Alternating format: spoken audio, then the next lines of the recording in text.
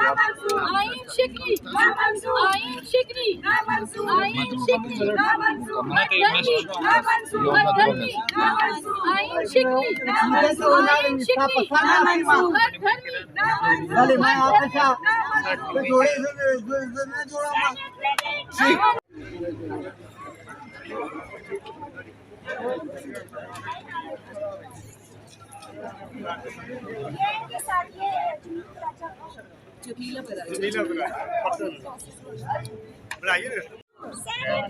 नामंजूर। ये सब हथकंडे जो सेनेट रेगिंग के लिए किए जा रहे हैं, ये पीटीआई वालों सबके लिए मैसेज है। Pakistan is not there state. Pakistan की असेंबलियां और पाकिस्तान का पार्लियामेंट उनकी मर्जी के मुताबिक नहीं चल सकता। यहाँ पे लॉज एंड रेगुलेशंस को फॉलो किया जाएगा, डेमोक्रेसी को प्रमोट किया जाएगा।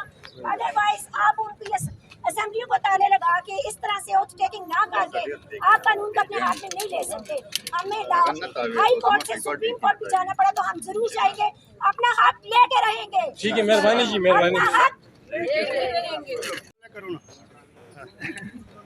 सर में मारेंगे आप।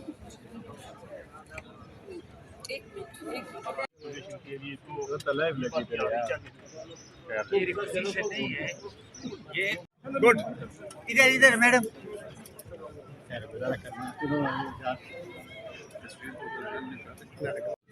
दोनों दरमियान है जैसे